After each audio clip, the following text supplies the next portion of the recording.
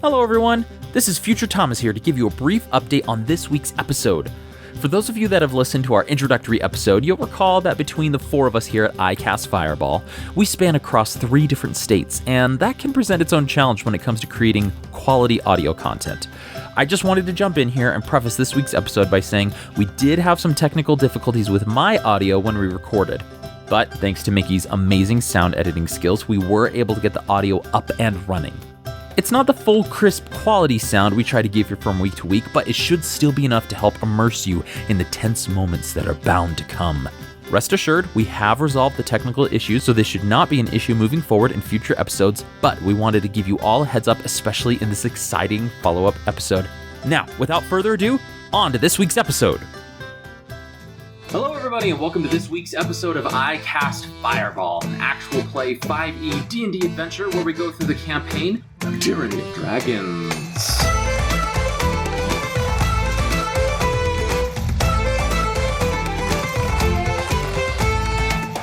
I'm Thomas, your DM for this adventure, and we have...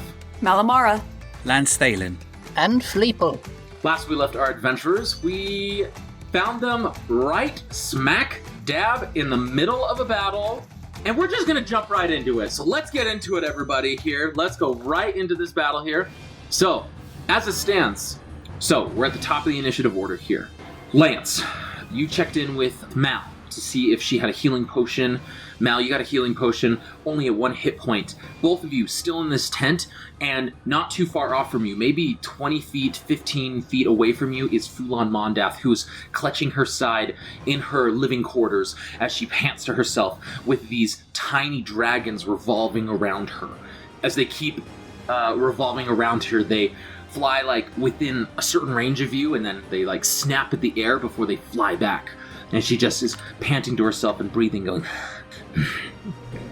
You have brought treachery into this camp, and I ask you to leave. Just through gritted teeth, she just is menacing as she's holding onto her side. Mal, it is your go. What would you like to do? Mal will use her movement to go around the moonbeam and move right outside of that Spirit Guardian barrier. She will use her bonus action to move Hex from our dead friend to Mondath. Fleeple, did we have you roll a concentration check when you took all that damage? I do not believe we did. I should probably do that. That's a critical failure. Oh no! Moonbeam is gone. There you go. I get to be the bard.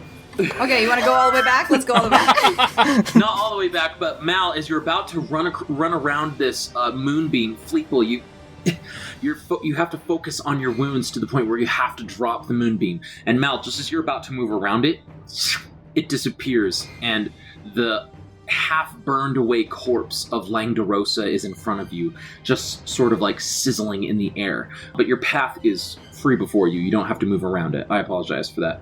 That's okay. Instead, Mal will march menacingly straight through where the moonbeam was. As she's going, she will drink a small healing potion that she has.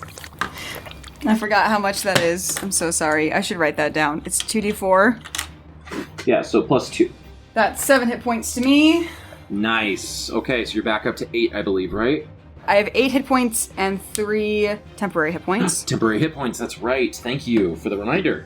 I will now move as my action, I will move my Hex over to Mondath. Great. With that long engraven sword in my hand.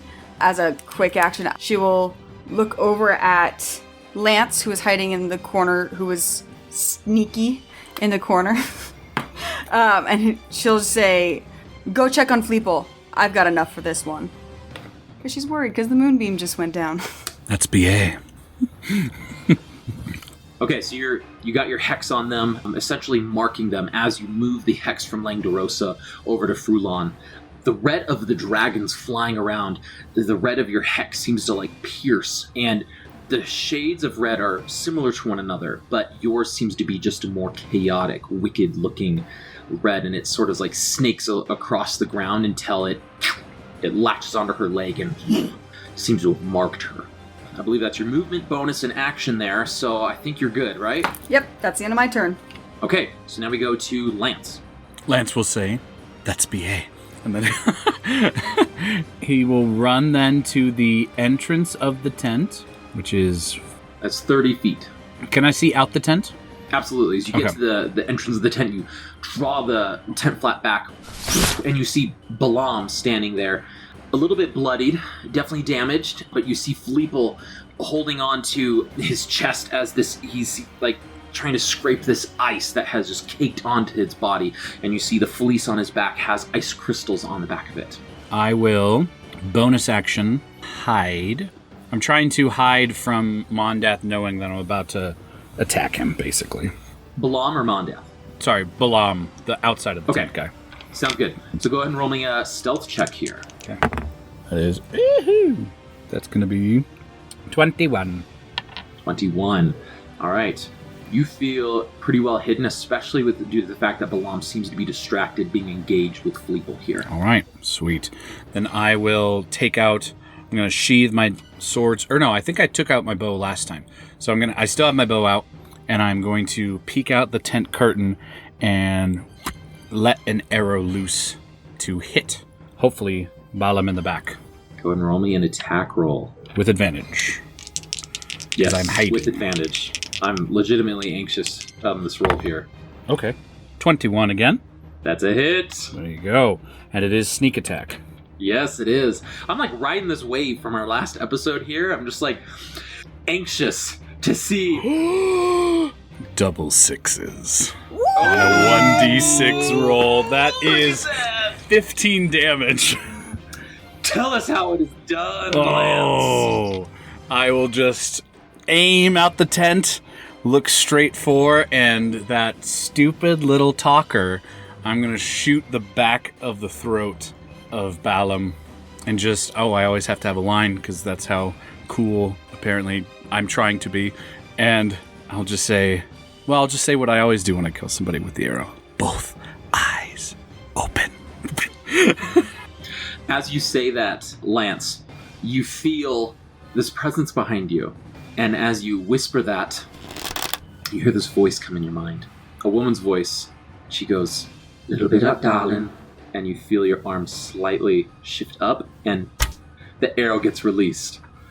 And Fleeple, these ice crystals all over your fleece. You're panting to yourself. Leos and the monk is not too far from you. You have stopped Balam here. Moonbeam has dropped, and you just hear Balam scream at you. "You little wretch! I will take your body and use it. I will crush your teeth, your scales,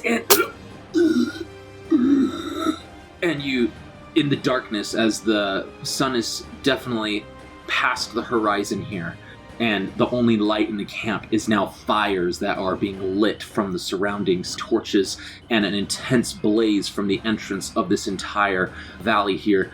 You look up and you see Balam grabbing for his chest, grabbing at his throat, to where he drops down on one knee. And as he drops down to one knee, you see Lance with the bow just up to his eye. And it seems that as he released the arrow, his scarf got caught in the wind, being blown towards that direction.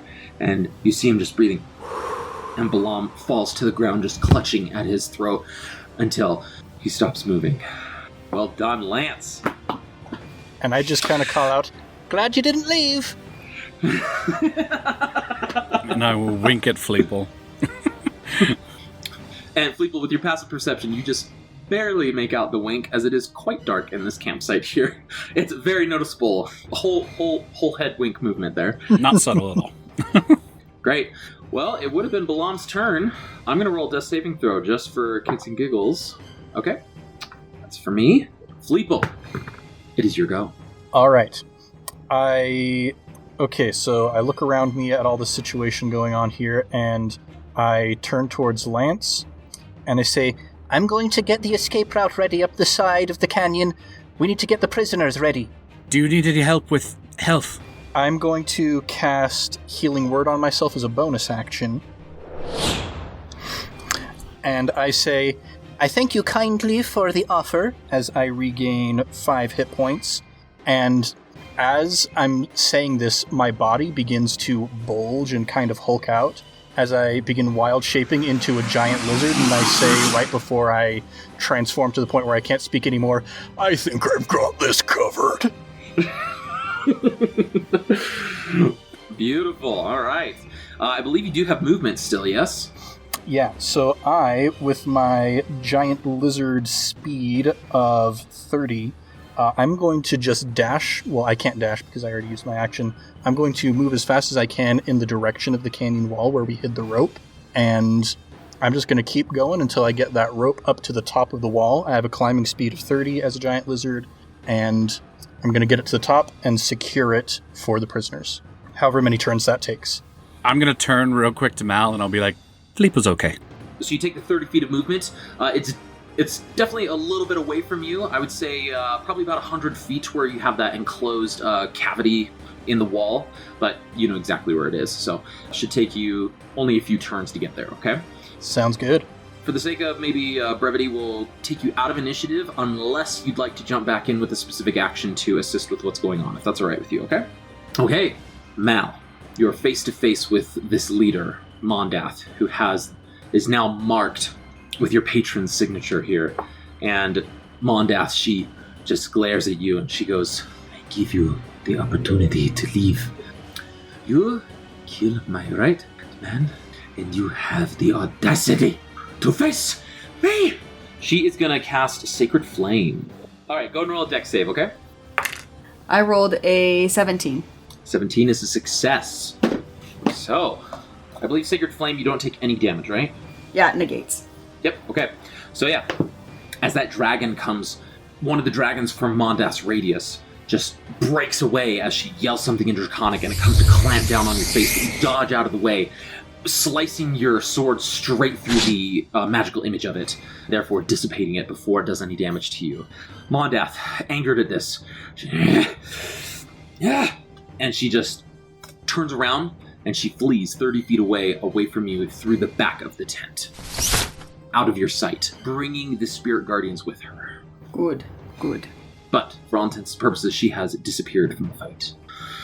Mal, it is your turn. First thing Mal will do is look back at Lance and say, you go help with the prisoners. I'm going to chase after Mondath. And then I will use my full movement to go 30 feet after Mondath. Man, why couldn't you be this vengeful when you were fighting Ovac? This was a stupid friggin' orc. Would die, stupid relentless. Okay, so as you run 30 feet away, you see Mondath running. She didn't run 30 feet directly away from you. She actually, and with your passive perception, you're able to notice this, even though it's quite dark here.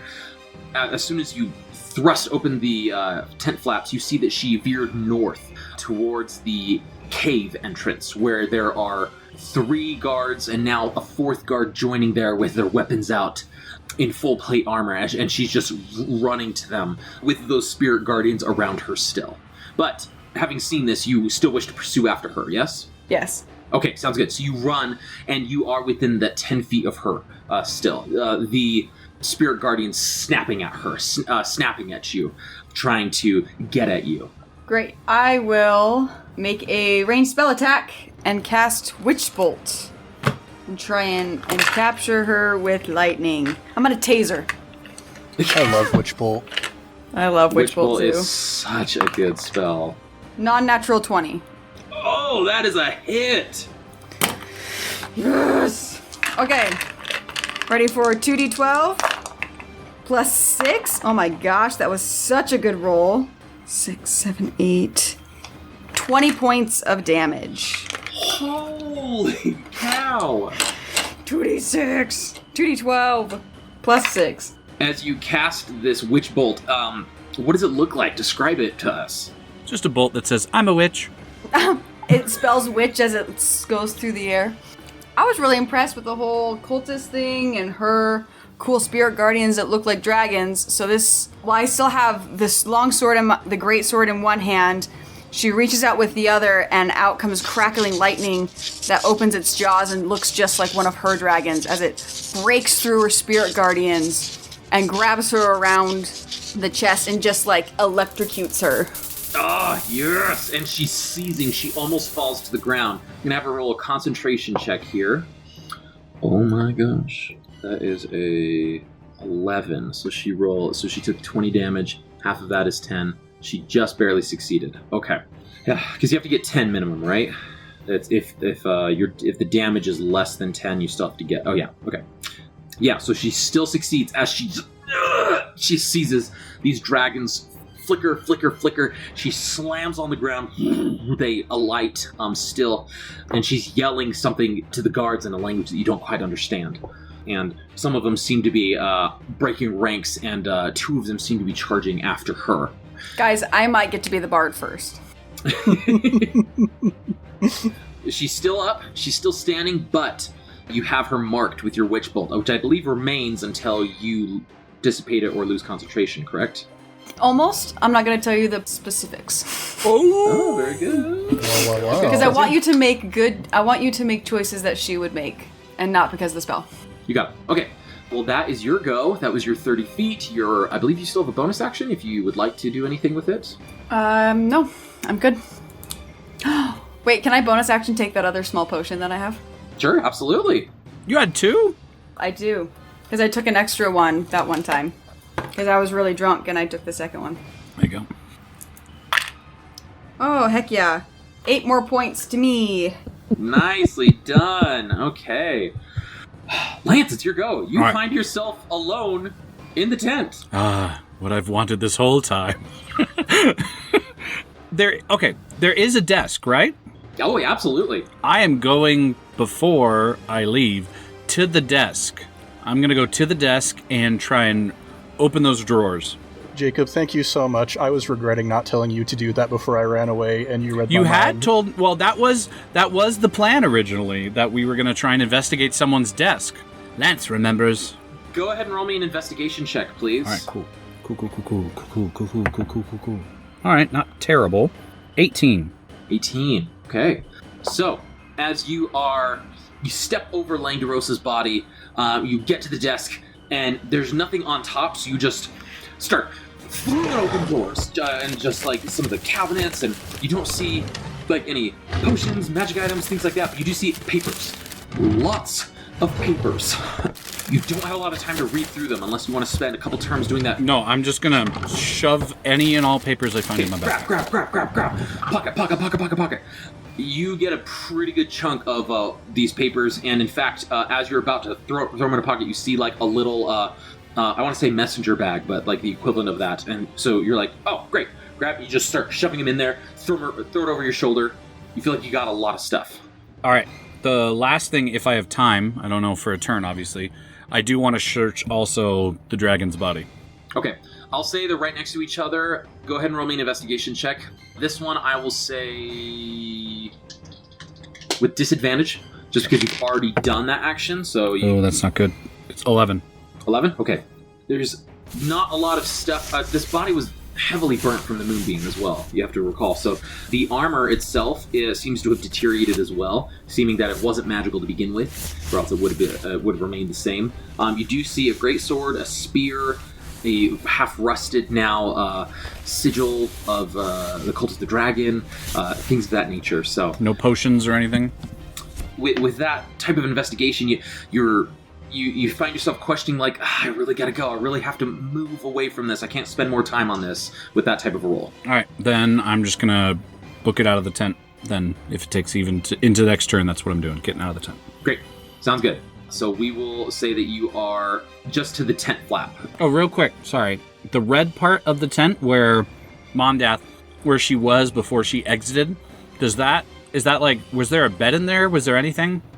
Yeah, so as you, in being by the desk, you would see that, especially having Mal ran through it. Yes, it was her living quarters, like her bed, like maybe like a wash basin, a chamber pot even, things like that. No, like chest or anything else to like look into, necessarily. Like a furniture piece that I would see. Maybe like a chair, things like that. Okay, then yeah, I'm booking it up. Great, yeah. But is it really just a chair? Is it ever just a chair? So you're just going out from the south side of the tent, and you basically thrust the tent flaps open. No guards currently there, as they've all just run away towards the chaos of the front of the valley, where the watchtower is fully engulfed in flames now. As you open, it's a terrifying sight to behold. You actually, although it being 300, maybe even 400 feet away, you feel some sort of heat from this. It is a massive inferno, and you just hear orcs screaming and kobolds screaming, orders being shouted. It is mass chaos around here. That's your turn, Lance, okay? Fleetbull, you're still pursuing, still going? Yeah, I'm humming the Mission Impossible theme song under my breath as I'm going along. Great. Something that your clan clearly made up on their own, yes? Perfect. Okay, thank you. And it's Mondath's turn here. So, as Mondath, she looks back towards you, Mal, having this witch bolt attached to her. In desperation, she yells out again for the guards. Yeah, she's going to cast Cure Wounds on herself, as she just keeps running towards the entrance to the cave. So, Cure Wounds, and she's going to cast that at 2nd level, actually. No, she's going to cast it at 3rd level.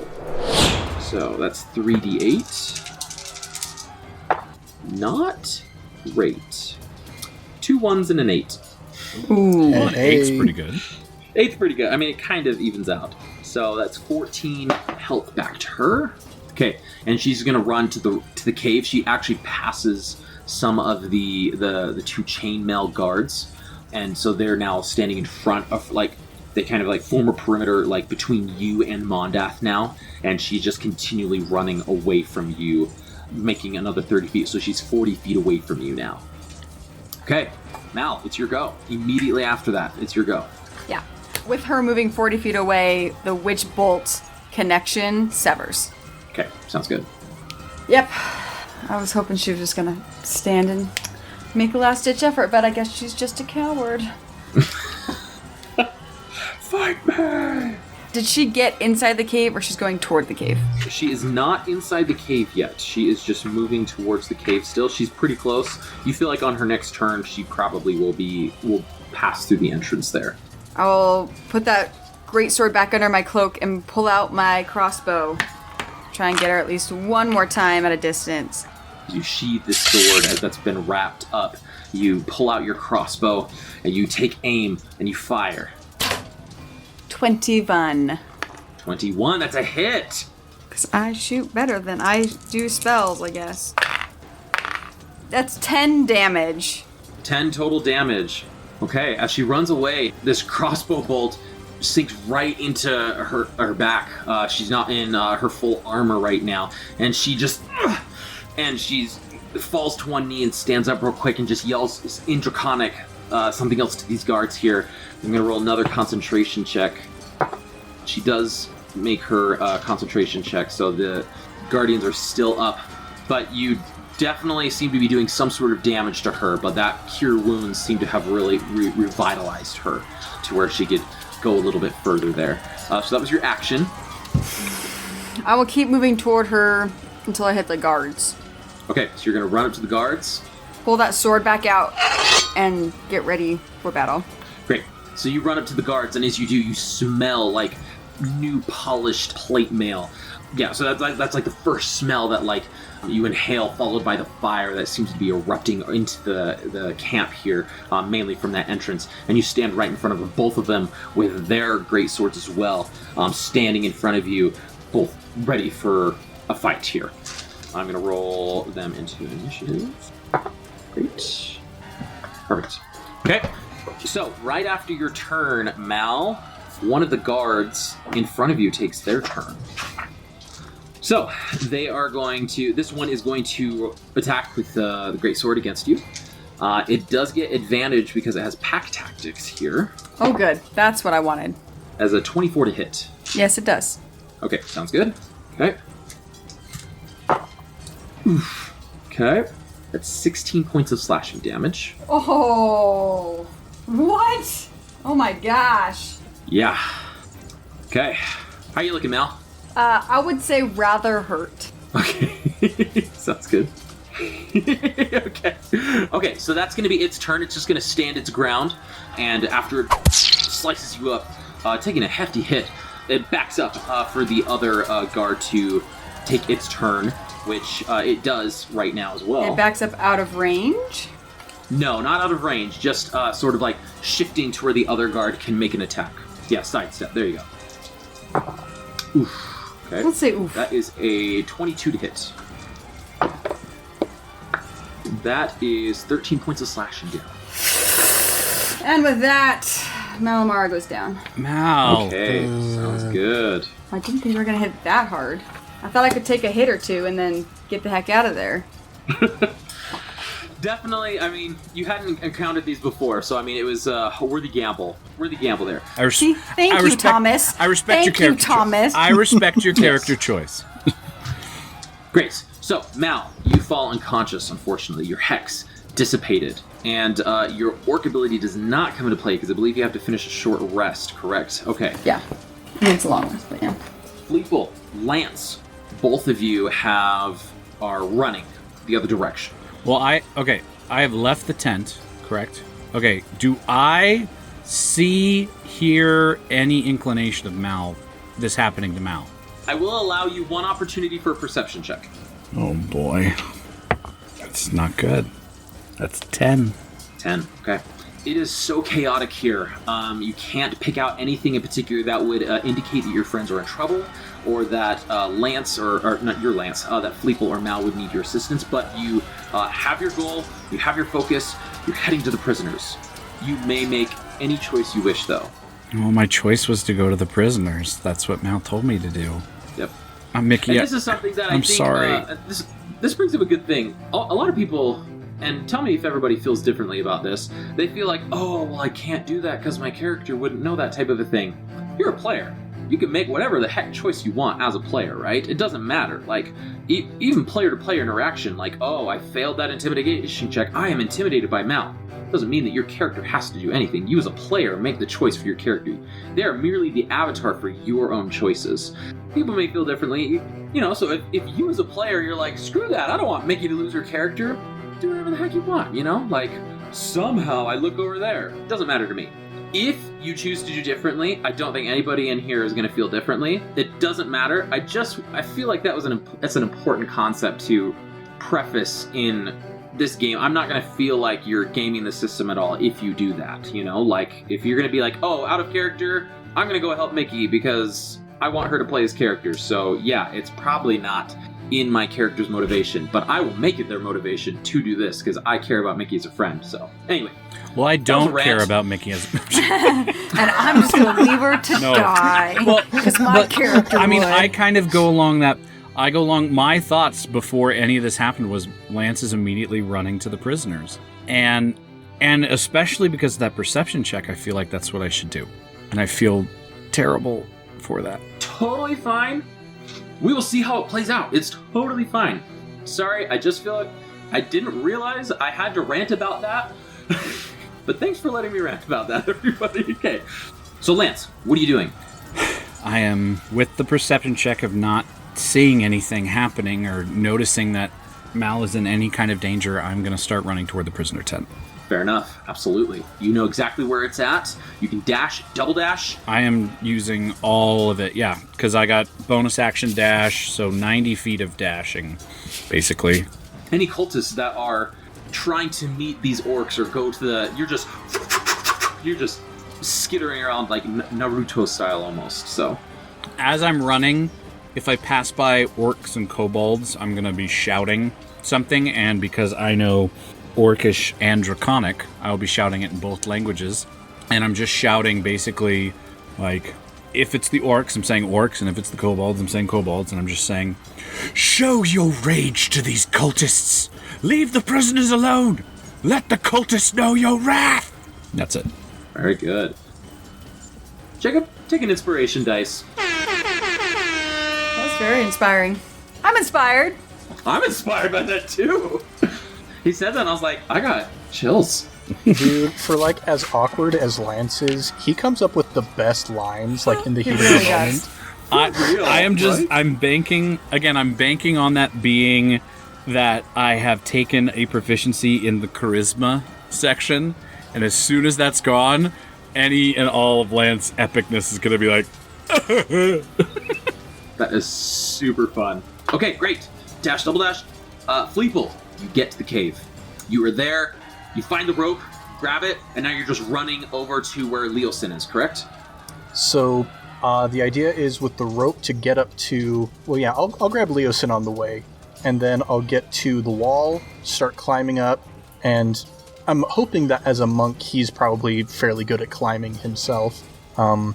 So, yeah, grab Leosin, get to the top, get the rope tied off in time for the prisoner. Great.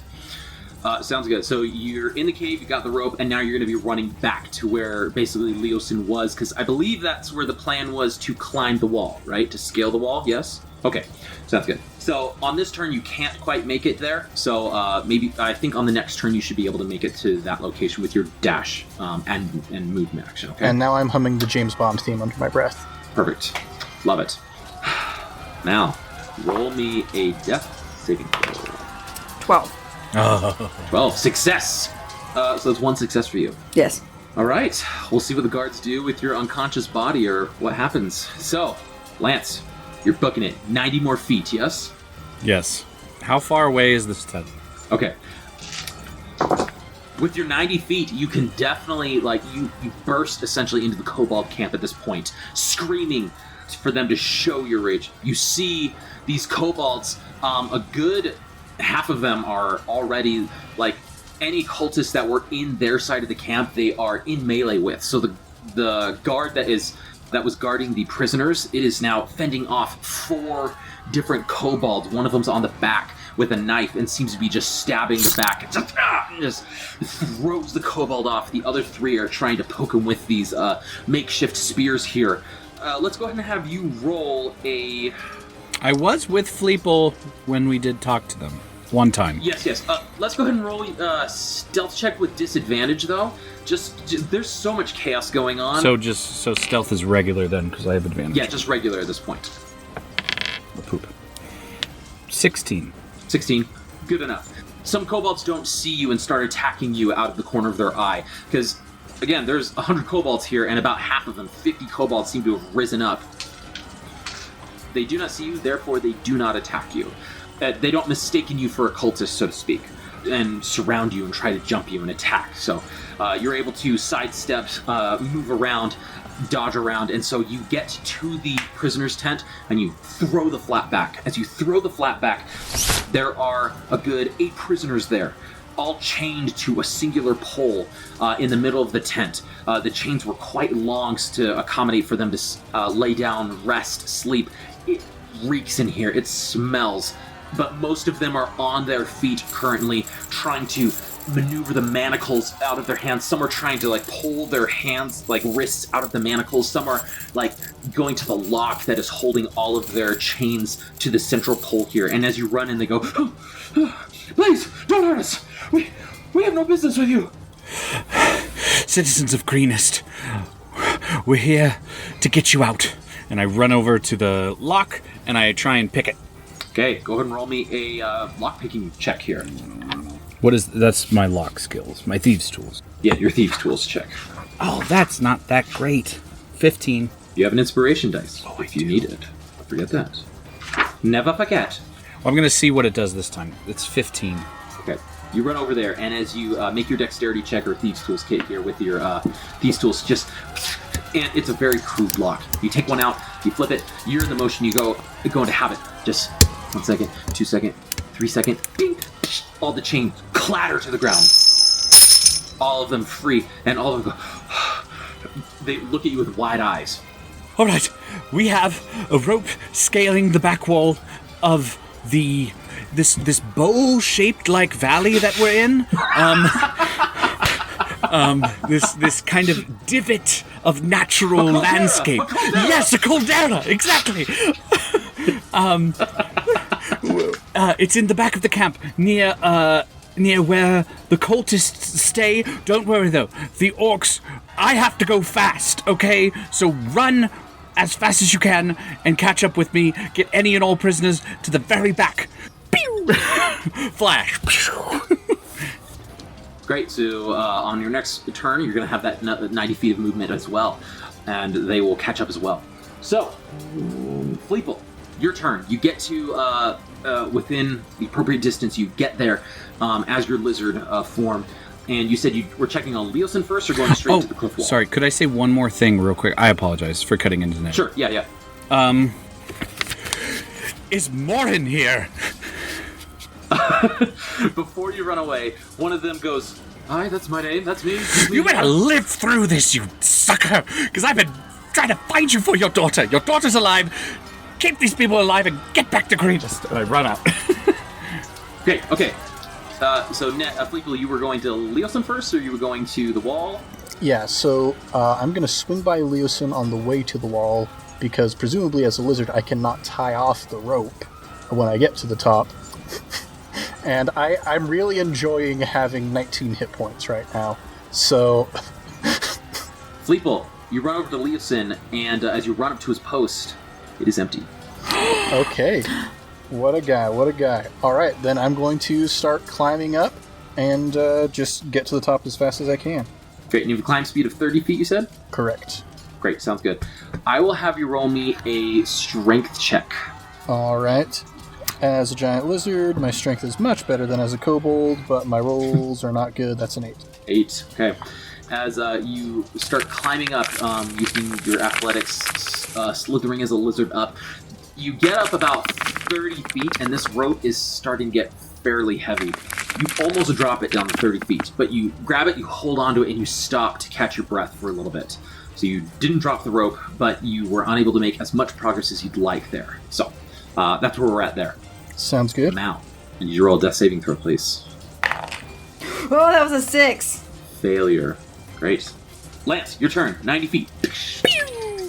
Still screaming the same thing that I said to the kobolds and orcs. As you scream, the orcs are now surrounding you here. You hear in Orcish, they're not surrounding you in particular, but they are mingled in among the camp here, among the chaos. You hear them screaming phrases of like, "For Grunts! For our clan!" And you hear orders being shouted. You see 2 orcs carrying the big bucket up to the northern part of the camp as well, of that weird mixture that they were mixing up.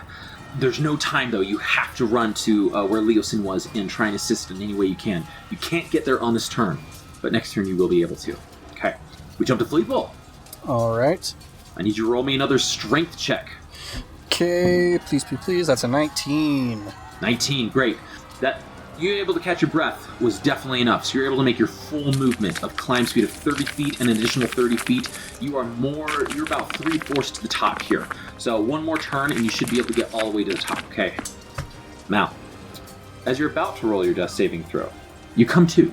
And as you come to, you receive 7 hit points. 7 points?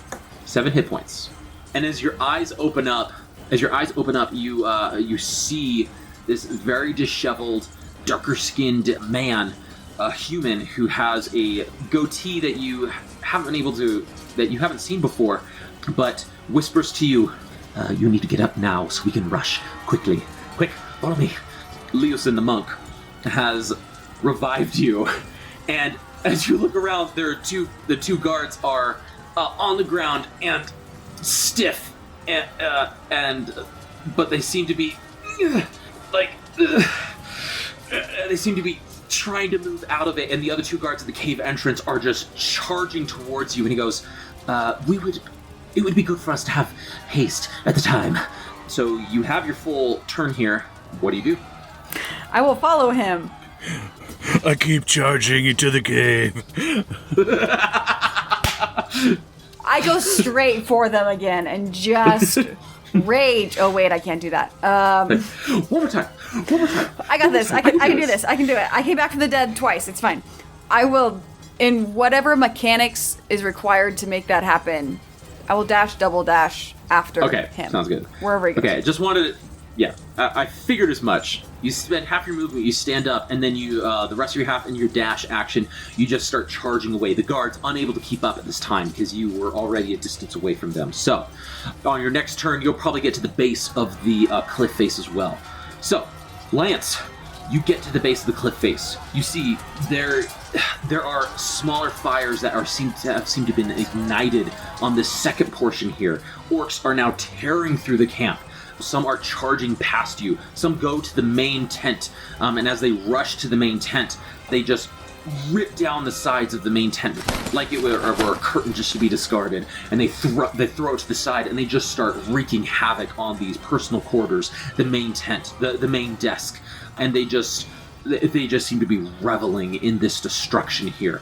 But you are at the base of the mountain. You see Mal and Leosin rushing towards you as well. You can't see Fleeple currently, and the prisoners are not within eyesight currently either. But that was your full turn. So, Fleeple, I'll have you roll one more strength check to try and get to the top here, okay?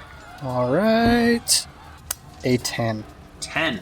That is enough. It hinders you a little bit, but you only had a fourth of the way to go, so you just get to the top. And as you get to the top, the rope is dangling down. Lance, Mal, Leosin, you all see the rope dangling down to where it is now, you can grab onto it. Lance, as you kind of grabbed it, you felt that it wasn't attached to anything quite yet, and you still need the prisoners before you can go anywhere. But it seems everybody seems to be in place here, except just with the exception that the rope isn't tied off as all. So, could I talk to Malamara briefly? Oh, absolutely. Let's go ahead and so let's break the initiative order now. Let's just kind of see how emotions go. So let's get out of this initiative order here. We've been at it all night. Go for it. Malamara, where did Mondeth go? With a shaky, bloodied hand, she'll point... Oh my gosh, what happened to you? to the far cavern with the 4 guards standing out in front of it. She very, very bravely tried to take down and cut the head of the snake off, but underestimated some of the guards' ability.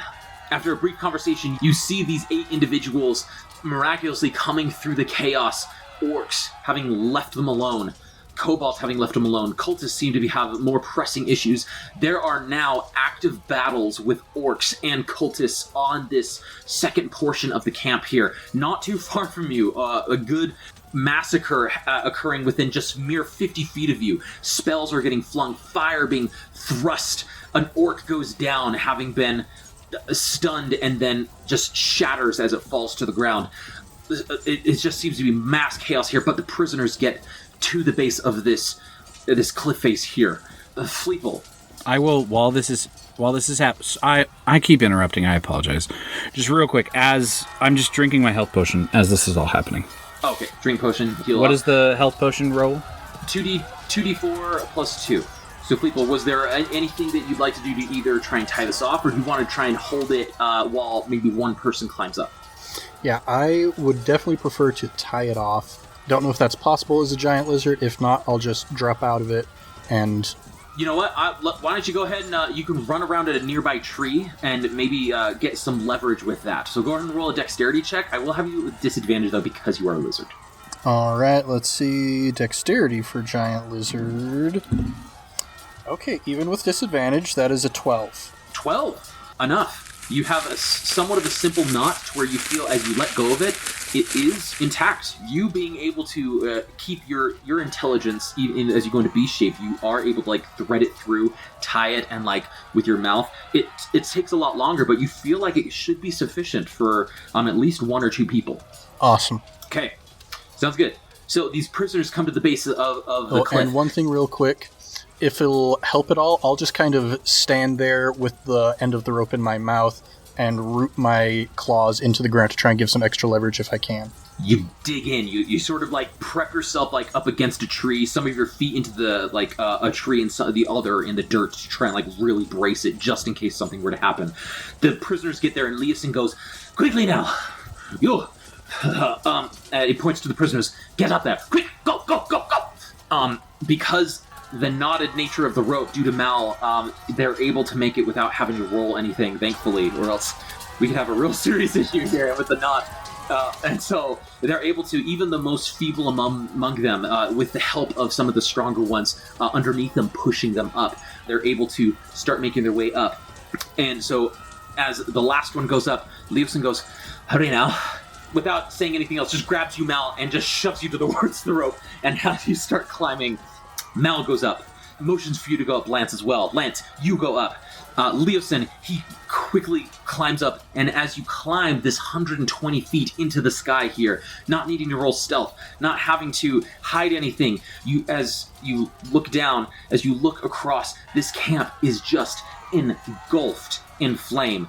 Not every tent, mind you, but the main watchtower, the second watchtower that was sort of on a cliff face, is just starting to be engulfed in flame. Not as quickly as the first, but there are flames licking it. There are screams, there is chaos, there is the scent of blood, fire, and ash in the air. But as all of you get to the top of the cliff face here, you take a sigh of relief. You catch your breath, and as you catch your breath, Leosin goes, I think it would be best for us to go quickly and not catch our breath. I'll turn to the prisoners and I'll say, is there any other prisoners down there? The man that you approached before Lance goes, no, it was just us. We should be good to go. And I'll cut the rope and let it drop. And Leosin goes, everybody, follow me. And you rush into the night. And that's where we'll end tonight's episode of I Cast Fireball. Yeah.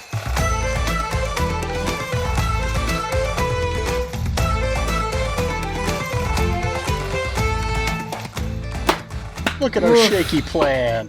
Bless Shaky you. plan. Bless you, Thomas. Not so Bless shaky. you. Shake it.